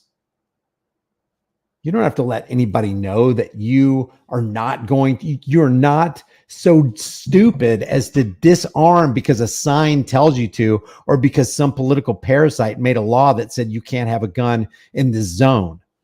Gun-free zone to me is a fish in a barrel zone. If I was evil-minded and I wanted to use a personal protection device to wreak the maximum amount of destruction without any kind of pushback, you better believe I'm going to a gun-free zone. That mall in Indiana where Elisha Dickin was with his fiance getting food in that food court was a gun-free zone. Guess what Elisha Dickin did? He disobeyed the law. And if he didn't disobey the law, he wouldn't have been able to take out the active shooter who had a more powerful weapon than he did. He used his Glock. I think it was a Glock 22, which is a 40 caliber. According to the reports, from 40 yards away, took out the shooter in less than 15 seconds in a gun-free zone. What is that an example of? And I hate to sound like the NRA, but they are right about this because a broken clock is right twice a day. The answer to a bad man with a gun is a good man with a gun. And if it wasn't for Elisha Dickin, a whole lot of people would have perished. But he disobeyed the law to do that. Disobeying the law is sometimes the absolute right thing to do. What if Elisha Dickin wasn't armed? How many people would we have read about in the newspaper the next day? And you don't hear the Young Turks championing the cause and hailing Elisha Dickin. Or how about Stephen Williford from the Sutherland Springs thing that happened in Texas at that church? The barefoot hero, they called him. Ran outside the house barefoot with his AR-15, took out the shooter before the police got here. How many people would have died if Stephen Williford and Elisha Dickin, and the list goes on, guys. What about Johnny Hurley? How many cops did Johnny Hurley save in Arvada, Colorado that day? While the 3 cops said, well, we're not equipped to take out the shooter. All we have is handguns and he has an AR-15. So they quivered in fear inside of the Arvada Police Department headquarters while Johnny Hurley with a handgun sprung into action and took out the shooter. And what does he get for his troubles? The Arvada Police Department off Johnny Hurley, thinking that, oh my God, he's got a gun in his hand. He's the bad guy. Johnny Hurley saved so many, because that guy in Arvada, Colorado was going after cops, and Johnny Hurley stopped the mayhem before it even started. Basically, he did. The guy did take out 1 cop. So I just got to say, man, this whole gun control debate and the Supreme Court made a great decision they made a pro Second Amendment decision. No, they didn't. Let's listen to more of some chunky yogurt. Ridiculous. You could say, hey, I know that's going to happen. I know thousands of more people are going to die because psychos are immediately going to put bump stocks to turn their guns into rifles, etc., into machine guns. I know of course that's going to happen. But I'm a jackass who likes to go in the woods and go, it's so much fun, so I don't mind if those thousands of people die. At least have the decency to be honest. Granny. Yeah, and there's still some states that have bans on bump stocks, but we know, with all the loopholes when it comes to things like gun shows, that people can get their hands on bump stocks. Anyway, I mean, the question that I just have not had answered for me when it comes to gun safety and gun control is, what is this for? What are you doing with bump stocks? What are you doing with machine guns?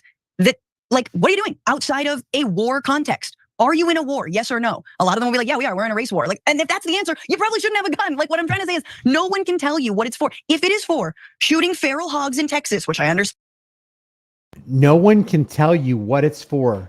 You owe this chick or the Young Turks or Democrats or Republicans you owe anybody an answer. You have to answer for why you have certain things. That is a horrible argument. Their argument is, you can't tell me, you can't give me a good reason why you own that thing that I don't think you should have. Can you imagine being that pompous? Can you imagine go to your neighbors and saying, because you can't come up with a good reason to have 3 cars in your driveway, we need to make sure that you only have 1 car in your driveway, or just anything. It's just so convoluted and so nonsensical. Your neighbors don't owe you a reason for why they have 3 cars in their driveway, or 4 or 5. They don't owe you anything. I don't owe you a reason. I'll give you a reason if I want. What then why do you have one, Brian? Because I want one. Because I'm an American and I want to exercise my right in that way. And there ain't nothing you can say. No, there's something I can say about it. Let me ask you a question. Why do you want to make a law, the end of which is to exercise governmental violence on me for owning a weapon that somebody else did something evil with their weapon, the same kind of weapon? That's the better question. You actually owe me a reason why you want me criminalized. Because it's going to keep people. How is limiting a good free man's rights going to make anyone safer? You ever wondered that? It's like, wait a second. Wait, you're not banning anything I'm a good person. I'm one of the good guys. I'm one of the ones where if you were in aisle 5 in the grocery store, you will pray that I have a firearm. But they're all just pacifists, and they're like, no, I just want my cell phone so I can dial 911. And then just wait while the gunman is walking through, just picking people off. In the meantime, I'm with my family. We're taking a position. We're going back to back. Trisha's on that side. I'm on this side. It's like, you got your aisle clear? Everything good? Not going to wait to die. Not going to hide behind a chair or throw a bag of Cheetos at the guy as he's coming at me, or just a flurry of bullets coming at me. This chick right here would pray that you would not pay attention to her nonsense if it came right down to it. Like, let me give you an example. If this chick was, let's just use a grocery store, or how about a bookstore? Let's say we're in a bookstore. There's a lot of people milling around. You're in the back of the bookstore checking out the, whatever. And she happens to be right next to you. And somebody comes through the door and you can hear people are getting shot. People are getting shot. People are getting shot. And she's hiding behind bookshelves. And you pull out your firearm and go, hey, look at this. I got a gun. What should I do with it? You know what she's going to point it at the guy, shoot him, take him out. It's our only chance. These people wax so bold. They're so high on their high horse, and they never put themselves in a position where, hey, look at this. I have a gun. I wonder what I should do with it in this situation right here. Well, since you have it, maybe it can be our ticket out of here. This thing is just so, man, our brains have been so pickled that the Young Turks still exist. I'm going to play this back. Listen to this. Stand for gun safety and gun control is, what is this for? What are you doing with bump stocks? What are you doing with machine guns? What are you doing outside? All right, let's call it. Let's do apples to apples. Let's say we're in that same bookstore, and I've got a disassembled, in my book bag, I've got a disassembled AR-15 that I could put together real fast. So that, or I got it strapped over my shoulder. In Oklahoma, we're a constitutional carry state, just like Missouri, just like Arkansas, and a bunch of states. I think there's 27 or 29 states that are constitutional carry, which means you don't have to get a license. You don't have to beg for permission from the government to get something you have a perfect right to have anyway. But let's say you can walk down the road in Oklahoma with a loaded AR-15 or AK-47 strapped to your back. Now you'll get attention, no doubt. The cops will probably visit you, no doubt, but you can do it. So let's say I have a disassembled AR-15 and I've got a bump stock in there. And let's say I have a 100 round drum, and I'm in the same book aisle as she is in Walden Books or whatever it's called, Barnes and Noble. And a gunman comes through, and I assemble my gun real quick, my AR-15, and then I click on my bump stock, You think she's going to say, no, don't use your bump stock because that's not going to do us any good. No, don't use that bump stock because I don't think that's going to benefit us in any way. I doubt you're going to have any kind of objection from her. It's like, thank God. Now you can spray as many bullets on this bad guy as possible and save our necks. This is so crazy how somebody can sit behind a desk and just pretend like they're so bold and so sure of themselves. And when it came right down to it, it's like, call 911. I'm not calling 911. I'm calling 1911. I'm calling AR-15. I'm calling AK-47. I ain't got time to call 911. I'm taking a position. I'm going to save your ass and save my ass too. Of a war context. Are you in a war? Yes or no? A lot of them will be like, yeah, we are. We're in a race war. Like, and if that's the answer, you probably shouldn't have a gun. Like, what I'm trying to say is no one can tell you what it's for. If it is for shooting feral hogs in Texas, which I understand are a big thing, and it's like, now I guess it's a sport and we go up and it sounds pretty awful. Okay, in that one area. But other than that, what it actually has become for is mass death of people, of innocent people, as we've seen. I mean, this is a health and safety thing. The fact the ATF can't regulate that is absolutely wild. Meanwhile, we've got that she wants the ATF to regulate that is absolutely wild. These are the defund police crowd. These are the people that are constantly showing police corruption. I can't think of an agency, a law enforcement agency that's more corrupt than the ATF and the FBI. And these people who are they're such hypocrites. They're such pathetic hypocrites. They're so inconsistent. The people that are constantly calling for defund the police, and I agree, are saying we should want the ATF to regulate bump stocks out of our hands. Because so do you trust, hey, Fiona, or whatever her name is, do you trust the ATF? It's kind of like when I was at the March Against Our Rights, which they call March for Our Lives. I was like, now, because it was under the Trump presidency, do you trust government? Oh, absolutely not. I do not trust the government. Yeah, they're pretty bad, aren't they? Oh, you better believe they are bad. Now, you want gun control regulations, right? Yeah. Who do you want controlling the guns? And then they short circuit. It's like, yipes. I just said that I don't like government and I don't trust government. Now I'm going to say that I want the government controlling the guns. That doesn't make any sense. And then their cognitive dissonance, they're peaceful. Just like, it's like a pond that's silky smooth on the top. Their peaceful cognitive dissonance just got disturbed by a mountain of truth. It's like, oh, wait a second. I want gun control. You want gun control, right? Yeah.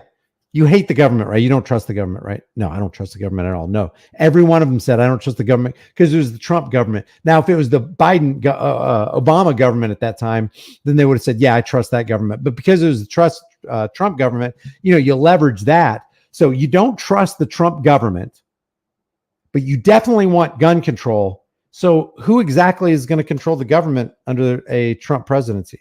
I mean, who's going to control the guns? Better not say Trump, because I definitely don't want Trump controlling the guns or his administration. Do you trust the cops? No, I absolutely don't. I do not trust the cops. Do you trust the military? I don't trust the military. Do you trust the government? I don't trust the government. But you do want gun control. Absolutely, I want gun control. Then who, if not the cops and the military and the government, are going to control the guns? Who do you really want controlling the guns? They don't think this stuff through. It's like, somebody says gun control and everybody's like, yeah, gun control. And everybody gets out in the street. It's gun control. Yeah. Nobody needs an AR-15. Yeah, that's right. Oh, wait a second. Who's going to control the guns? Oh, that's right. That minor little detail that I forgot about. Like the Supreme Court ruling, I'm like, I don't know if the FDA, if mifepristone's safe, even though it went through like triple the amount of review as other medicine, right? Like, and thankfully they ruled on the right way on that. But you see what I'm saying? Like, you have these two issues, and one is bad faith, supposedly about health, the mifepristone, and then you have this one, which should be about health, like the right and the health to be able to not die when you're going to a concert or going to a mall or wherever mass shootings take place. And that it's argued on a legal point. And last thing, if they did rule that this was effectively a machine gun, how do you think they would have ruled differently? They wouldn't have. It's the same thing because they don't care. They're using the technicality as an out. They want to allow, because of the weapons industry and the gun manufacturers, they want to make sure they can make hand over fist money. Doesn't matter how many people have to die. Yeah. I want to read you just a couple more things because there's a few more really fascinating facts here. So first of all, let me talk to you about this real quick, because the dissenters, they dissented on 4 issues. In Garland versus Cargill, the dissenting justices expressed several key concerns regarding the majority's decision to strike down the bump stock ban. Number one, the dissenters argued that the ATF, as the expert agency responsible for firearms regulation, should be given deference in its interpretation of ambiguous statutory language. In other words, the ATF should have the leeway to initiate a law that includes bump stocks as a machine gun under the Firearms Act. The second thing is the dissenters contended that the majority failed to properly consider the broader legislative intent behind the National Firearm Act. They argued that Congress intended to regulate weapons that could mimic automatic fire, which, by the way, yes, Congress did do that under the National Firearms Act. They violated the Second Amendment to do it. And the Supreme Court justices, the dissenters, and the majority opinion are all on board with that. By focusing narrowly on the statutory definition, the majority, according to the dissenters, ignored the overreaching or the overarching purposes of the law to enhance public safety. So just like in Terry versus Ohio and Pennsylvania versus Mims, officer safety trumps individual rights. In this case, for the dissenters, general public safety trumps the right to keep and bear arms, which is not supposed to be infringed. And their third one was just general public safety concerns. They highlighted the public safety risk posed by bump stocks, especially in light of their use in the 2017 or reported use in the 2017 Las Vegas shooting. And then back to Chevron deference, where they invoked this principle, which allows the courts to defer to any agency's reasonable interpretation of ambiguous statutes.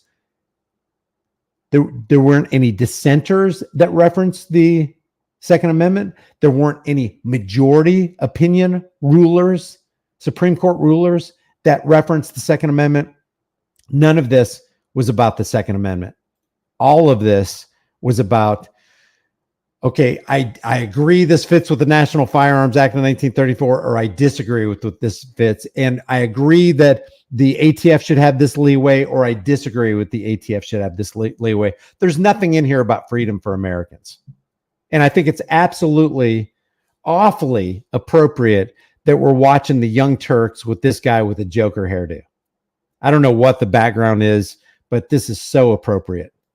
Samuel Alito, like to Cenk's point, that theoretically, I don't want to listen to any more of this. This is just. So I felt like I had to do this. It's an hour and 46 minutes. Oh man, I tried to get it done as quickly as possible. If you want to open this up for, does anybody disagree with anything that I just said with regard to the Supreme Court's decision to strike down the ATF's bump stock ban? If you disagree, put a 2 in the room. And then I'll open it up for, you guys calling in, but I just want to hear the dissenters, because I'm often accused of, man, you're in a vacuum, you're in an echo chamber. There's, you don't entertain disagreement. I want to hear disagreement. That's how you become a better person. How do you build a muscle? You cannot build a muscle until you introduce resistance. How do you become a better person? How do you build your character? You have to go through some tough things. See, life it's more like 10% what happens to you and 90% how you respond to it, because people aren't going to remember what you went through, but they are going to remember how you went through whatever you went through. It's like, yeah, this dude, God, they threw the world through the kitchen sink at this guy, and he remained poised. He didn't go down to their level. He actually, he made it out of this thing without suffering, some moral blow. Not mortal blow, but a moral blow. Here, I'm just going to go ahead and here's the link if you guys want to call in. But I would really like to just keep it short. If you got pushback or whatever, let me go ahead and read let's see. I said I would read all of the super chats. Brownie Muncher says, what do you think about RFK Jr.? If you'd rather not say, I get it. Yeah, I don't care. He's a political parasite too. I mean, he's part of the Kennedy clan. The Kennedys were about as corrupt as you could possibly get. Not for the guy. I've read some legislation that he's for, which is decidedly anti-Second Amendment. He thinks there should be legislation that regulates gun rights, and that's decidedly anti-Second Amendment, which is anti-freedom, which is anti-American, which is anti-human being. And I'm against that. If you violate the Second Amendment, you have become mine and my family's enemy and all my friends and everything that I hold dear. And if you start compromising on the Second Amendment and go, well, I guess we could infringe there, I guess we could infringe here, pretty soon you look back and that tiptoeing down the totalitarian path that it was, now it's a full-on sprint. Now it's too late. You can't turn back. You accepted it. You compromised. Now there's nothing you can do. So yeah, RFK Jr., he's anti-Second Amendment. Even if he was anti-Second Amendment on just one point, which it's not, then you're anti-Second Amendment. You're anti-freedom. There is no restriction in the Second Amendment. Shall not be infringed means what it says. Excuse me. Joel, thank you. Bill, thank you for that super sticker. Butch the original. I'm glad I'm talking to the original Butch. He says, Brian, if we the nobodies would not spend a dime for 24 hours, they would have to change. Free my dude, Chili Dog. If we did not spend a dime for 24 hours, they would have to change. I would need a little bit more clarification on that. What do you mean? Who would change and what changes would they make? I'd like to know that. Butch the original also says the government has done more evil than anyone else. They are terrorists. Yeah, if you think about it, there was a conservative document. And by I mean conservative, I don't mean conservative versus liberal. I mean, they were very conservative in their numbers and the statistics. But if the statistics are correct and they truly were conservative, then it's disturbing to realize that and I posted the link if you wanted the StreamYard link, if you wanted to enter again. The statistic was that in the last century alone, the U.S. government is responsible for the deaths of more than 250 million people. That's not a misspeak. 250 million people. That's 250 million people in the last century alone, excluding wars, excluding real wars, declared wars, undeclared wars, proxy wars, excluding all that. The government is like the Guinness Book of World Record champion of destroying the most lives and eliminating the most lives. And in that case right there, why would you ever want them to write any policy or rule or regulation or come to your aid in any way? You know, government is supposed to be for one thing and one thing only. It's to secure liberties. That's what the Declaration of Independence tells us. And then when they refuse to live up to that standard of securing liberties, then according to the founders or whoever wrote the Second Amendment, I mean the Declaration of Independence, it should be altered or abolished. Hank Hill, what's up, man? How you doing? Good. I didn't know that I was going to get on that quick. I agree with most everything you say. I'm not really a Bumpstock guy, but I'm not really against it either. Yeah, and I think a lot of people, Hank, didn't even know what a Bumpstock was until they got banned. And then a whole lot of people wanted them because it's like, oh, that's a pretty neat device. But then by then it's too late because now you can't buy it. And if you did and they found out, now you're, federal enemy number one. But yeah, I think I honestly never heard of a Bumpstock until they made them illegal. And then it made me want one. Well, I think what it is, it's one of those things where you can put a lot of rounds downrange quickly, and they don't want that. You notice they're always trying to limit firepower, which is the amount of rounds that you can put downrange. Yeah. So they're always against high capacity anything. So what it is, if someone were to invade this country, the East and the West Coast are kind of neutered down a little bit as far as their kind of availability for firepower possession. And I think that's what they're trying to do. They're trying to make it to where we are vulnerable. And if anybody's ever read the history books, I mean, they're just soaked in blood, figuratively speaking. Yeah, and that's actually a good point because coastal areas, even Florida, coastal areas are primarily, like you said, neutered down. And yeah, there is a level with left-right politics that you have to just assent to and recognize that when you're in a democratic location like New York or California, there are heavy firearm restrictions. And if you are going to be an enemy that's going to do some kind of land grab and come in from the sea, whether the Pacific side or the Atlantic side, the place that you would want to roll up on shore would be a place like New York or a place like California, because you're almost guaranteed not to meet with that much resistance. Yeah, and I hate to say it, but it kind of looks like our government isn't our government. It looks like our government belongs to the banks. It's their government. So they're trying to do whatever they can to do. And it looks like, this is a win, but I wouldn't really use a bump stock in a, street to street battle scenario.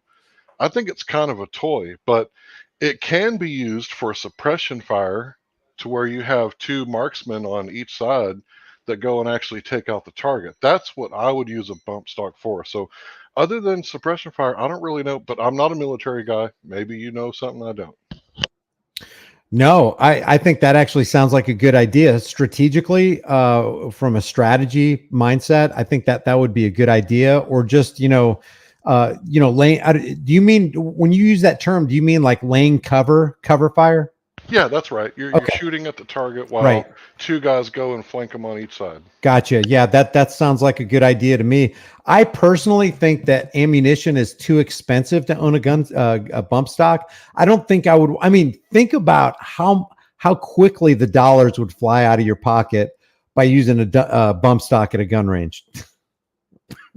Yeah, I've only bumped a few times, and I didn't need a stock to do it. I mean, there's a certain way that you can hold it. Of course, your accuracy goes down like crazy, but it's kind of fun to do, just to experiment with. But it's not something that I would go to. I mean, I'm an old school Texan.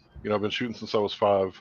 I'm not going to do anything like that because the accuracy just goes crazy. But I do see why the government doesn't want us to have it, because there are applications like I just spoke of that would, make it to where if we were to train together and work together like a militia, then we could actually have a bump stock guy just hold this position and suppress fire. Yeah. I mean, that sounds logical to me. Personally, on the non Second Amendment side of it, on the non-strategic side of it, just on the human side of it, that a human has the gall to tell another human what he can or cannot possess, and that you have to come up with a good reason for me, buddy. If you're gonna pass muster with me, you better come up with a good reason. Otherwise, I'm not going to grant you permission. I think that's the height of evil right here, because nobody on the side of freedom is wanting to suppress somebody else's freedom. And the only time you would get involved in trying to stop somebody is if they were using their freedom to remove the freedoms of others. Well, my dad would say, "Who died and made you king?" Where do you derive your authority from?